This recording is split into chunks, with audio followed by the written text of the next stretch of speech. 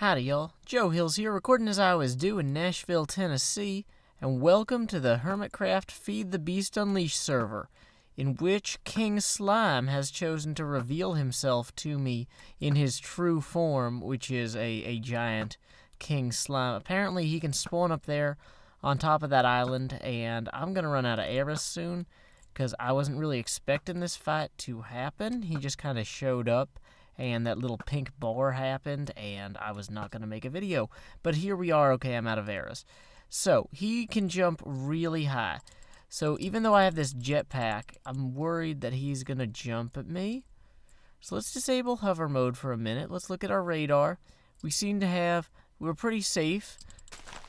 Okay, that was not a... Okay, see, he can do almost half my damage in one hit. So, what I need to do is just keep whittling away at him while maintaining a healthy enough attitude and a healthy enough altitude to avoid his pernicious blows. Okay, so, we're going to re-enable hover mode for a second. We're going to wait for him to jump. Then we're going to dive. There he goes. He's jumping. Okay, he's turning to me. Fly upward. Okay. This is going exceptionally poorly. I'm back to full health now, though. So maybe I should just go in for a quick hit. I can't there's not enough control over the descent in this. And unfortunately, this sword doesn't have any knockback on it. So it's really hard for me to keep him from getting to me. Uh-oh. Okay, he knocked me down to like half health. But he's only got 1 health left.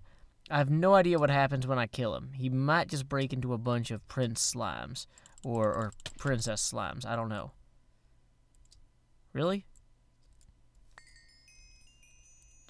Oh wow, 24 experience levels. I think I had none before, and a bunch of gelatinous slime. That's cool. So I can use that to go enchant something later. It's not a nether star, but it's pretty good. Let me go ahead and show you the progress I've made on my house here. So, I've got a little tree menagerie up here, or an arboristery, which is a pretty cool place to put trees. I've got my yellow brick road here, which you guys have all seen before, of course. If I come through, you can see that I've redone my floor entirely. I'm using the greatwood logs in essentially a 3x3 pattern of pluses and, or X's, depending on how you look at it. And I think it came out pretty well. You see the grain of the wood goes vertically on one row and horizontally on the next. And it's pretty simple.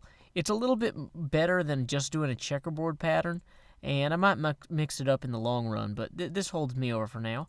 Also kind of put some stone in here until I get my other stuff for my thumb crafting. So, you know, I can just have this area look a little bit less weird, because when I had the checkerboard going up against the cauldrons directly, it just looked super awkward. Another thing I found out is apparently the Advanced Solars mod doesn't work if the chunks unload, so I needed to figure out why these things kept turning off. And apparently I needed to get a chunk loader or a spot loader. Tinfoil Chef on the server showed me this cool trick where if I hit F9 once, I can see the corners of the chunks as red lasers. See these corners as red lasers? That's cool. But now, whoa, I know Kung Fu.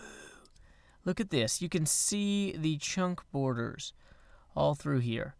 That is pretty crazy. And so what I did was I moved the advanced solar panels into the same chunk as the battery box and the MFE, because otherwise it's worthless having them in a loaded chunk all the time. And then, using a spot loader that TFC gave me, this will keep one chunk loaded, specifically this chunk here, all the time. So those will run whenever the sun is up, and they will recharge this, and they won't keep breaking on me. And that's good, because these advanced jetpacks use a ton of power.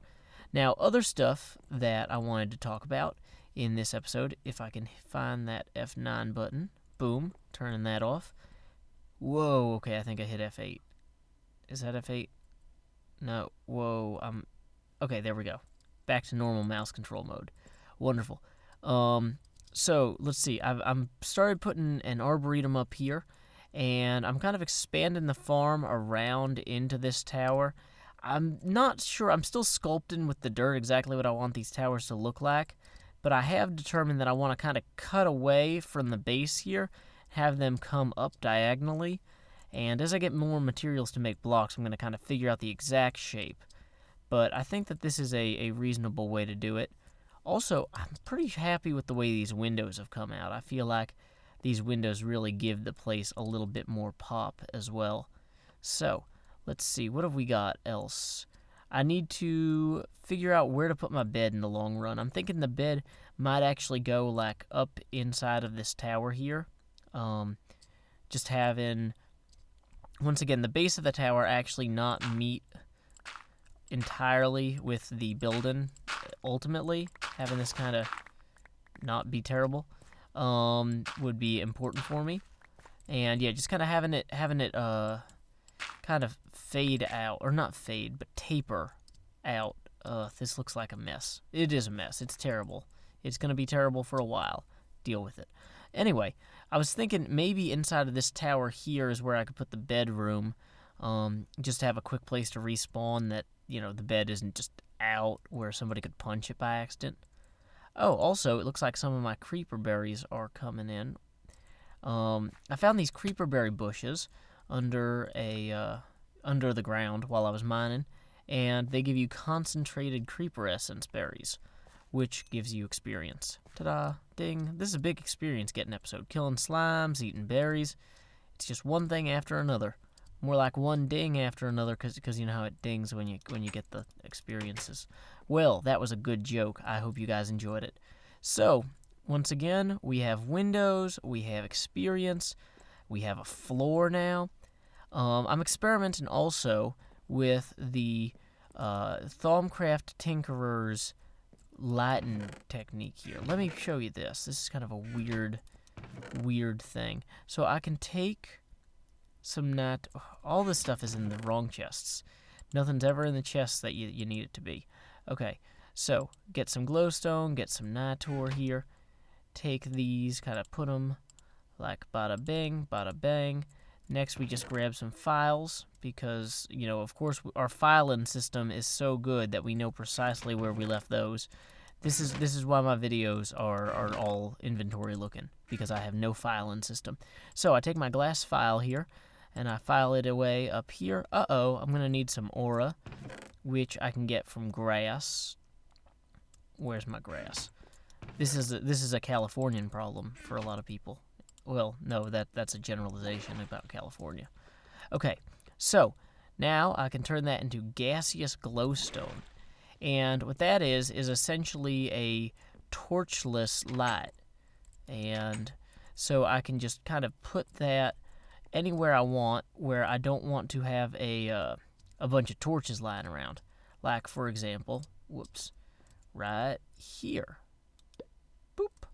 And unfortunately, of course, it's light out right now, so you're not going to see any difference. But just to show you how confident I am about this, I'm going to pull all those things out. And I'm also thinking that maybe I'm going to shear one of these bushes. But you know what? No, they're not ready to be sheared. So, anyway, boom, Gaseous Glowstone. That's why the floor here doesn't have any torches. I put some candles in the back because I ran out of Gaseous Glowstone, and it kind of looked a little, I don't know. I needed something in the back area.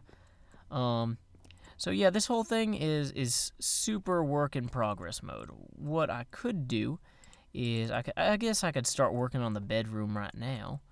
Let's see, do I have any zombie brains left? Even a single zombie brain. Of course, yes, there we go. So I can take all this stuff out of here. That is now no longer helpful to me because I'm doing something different.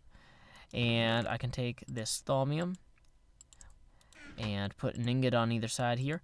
And this is how you make the fancy warded glass that I'm using. Take some sand, quickly throw it over here for some cooking. And in the meantime, we'll just go ahead and toss these in here so you don't have to hold on to them. So while that sand cooks, I'm going to need 6 sand to make another batch of this warded glass. But this glass is Thaumcraft glass. You can't break it without using your wand, and I think it doesn't look quite as transparent as the clear glass that we saw on the other folks' homes, but at least I can tell where windows are, like instead of just getting trapped against the ceiling like a bug because I've got my jetpack on and I don't understand that there's blocks there.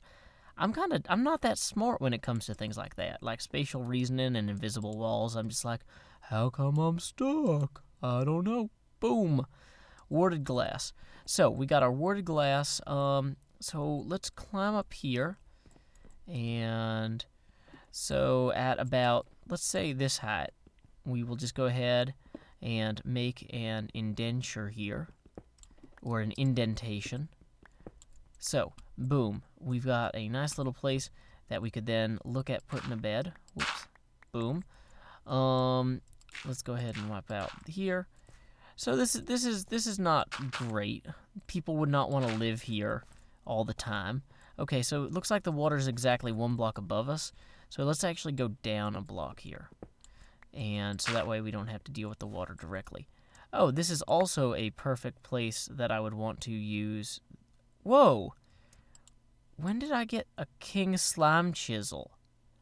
Probably from the king slime. Okay, well that's awesome. Okay, let's go. I've been wanting to do stuff with the chisel for a while. So I'm going to stow some of this dirt real quick. Now, with the king slime chisel, is that any different from every other chisel? Let's see. No, it looks like it's the basic chisel.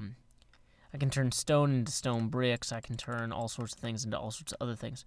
Ooh, you can turn diamonds into diamond bricks, lapis into lapis bricks. Somewhat expensive, yeah, I'll say. Yeah, wait, if lapis bricks are somewhat expensive, diamonds are quite expensive. Wait, redstone brick emits redstone signal up to 4 blocks away. That seems frustrating for people who are building stuff with redstone. That would break all your IC2 machines. So, the slime brick is supposed to be bouncy. And I've got slime here. So, wait, can I just... Boom. Okay, so let's turn off flying with our jetpack. Jetpack engine off. Well, it's a little bouncy. Like you kind of settle. I wonder if you can take fall damage off of this. So let's climb up here real quick. Of course, I wanted to jetpack up, but I've already disabled it. So now we just need to land on the appropriate brick. I think it broke my fall. I didn't seem to take any fall damage. Okay, so that time I actually... Yeah, I like this. This is fun. So, I could, for example, set some of these up, let's say, right here. Because, you know, we just want as many of these as we can. And good, looks like we can just use our normal pickaxe on them. This is an episode, people. This is how things get made. You try to light something up, and then you realize that you can make a bouncy thing, then you light it up because you're worried about mobs, and then you climb up a ladder. Really should just use the jetpack at this point, but whatever. This arboretum looks really weird because the tree is like 10 times as tall as everything else. I'm going to have to fix that. Woo! Okay, well, that second bounce, I didn't take any damage. That was kind of neat. Okay, I'm going to have to find a place in my designs to use these bricks, because these are clearly an excellent building material. So as you can see, this is now a little bit more visually pleasing than it was. Instead of being a terrible cobble platform with a bed atop it, I've got my garden, which still needs a little bit of work, and I got a platform with a bed here, which if I darken this sufficiently, you're going to go, oh, that's dangerous. You can't sleep there if it's dark. So I'll just unleash this gaseous... Oh, why did it not work? That's bad. Does it only work on normal blocks? Weird. Apparently you can't use Gaseous Glowstone against warded stone. It just wastes it.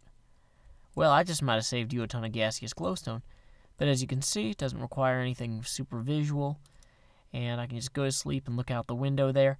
Once I get some more zombie brains, I'm probably going to go ahead and actually pop this window a little bit wider out that way. But for right now, this will hold me over. And if I fly around out here, you can see that I've kind of started to shape the tower a little bit. Like I said, I'm not sure exactly what it's going to look like in the end, but I do know that it's going to be shorter than this tower. And then I want to actually kind of keep spiraling towers upward, possibly. So I'd have like a third tower that starts somewhere up here and continues way up this way. So the whole system just kind of swoops around. But that's just what I'm looking at now. So anyway, until next time, y'all, this is Joe Hills from Nashville, Tennessee. Keep adventuring.